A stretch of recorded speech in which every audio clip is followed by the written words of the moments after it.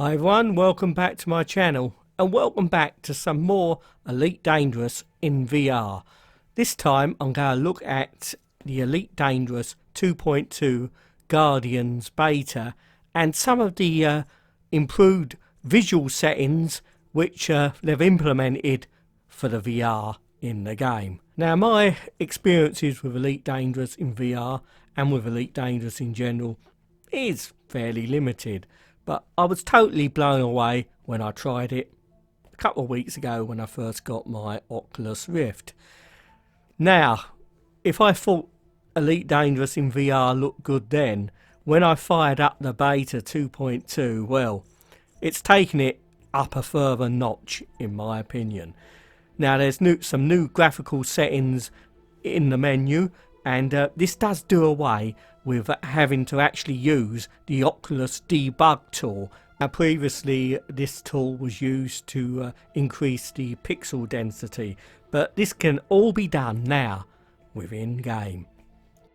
So about my computer, I'm running a two 980 Ti's in SLI, 24 gigs of DDR4 RAM at 2600 megahertz, a 5930K at 4 gigahertz, and a 1 terabyte SSD.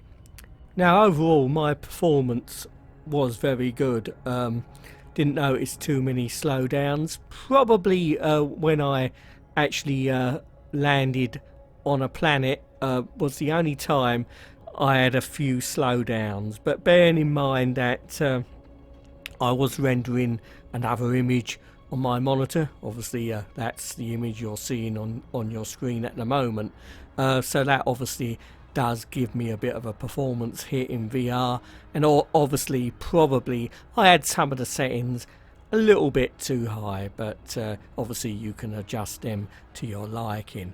But my initial impressions of the beta, I immediately noticed the improved visual fidelity of the graphics in VR. Obviously they've introduced some new lighting effects for the stellar bodies. Obviously there are a lot of new features coming into the game, like passenger missions, launching fighters from ships, but at the moment all I was interested in was seeing how it looked in VR, and it certainly is an improvement on the Elite Dangerous we're all playing at the moment, and that is pretty good. Now just look at the sun rising above this Earth-like planet as we come out of Super Cruise. Now I actually just stayed in orbit over this planet for a good 5 or 10 minutes, just watching this sun glistening on the through the clouds and onto the surface of this planet, which I think was covered in mainly large oceans, and it certainly was an impressive sight.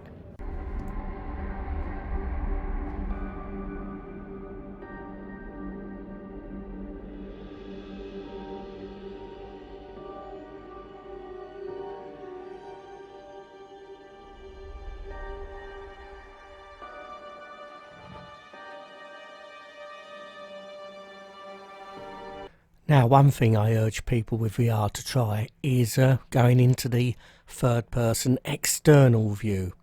Although it is fairly limited what you can do with this view, by actually zooming out from the ship you can get a sense of actually floating in space, and I must admit I actually used this for a good while, and I was just sitting there, and it did give you the effect in VR of actually seeming like you was actually walking in space outside your ship, and it really does show some very nice graphical fidelity. Here's a few shots which I took outside my ship.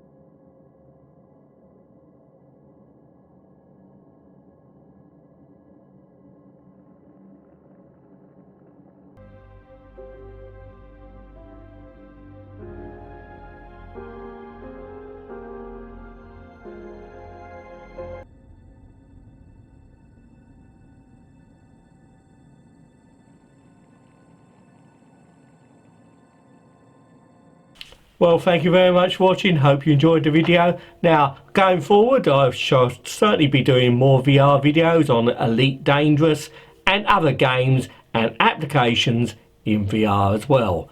I'll also be continuing to do my Star Citizen videos when there's some really important Star Citizen news. Hopefully, VR will come to Star Citizen in the future.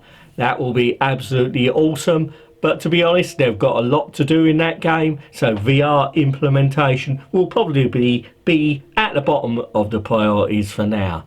Be awesome though, if they do it. So until next time, thank you very much. Bye for now.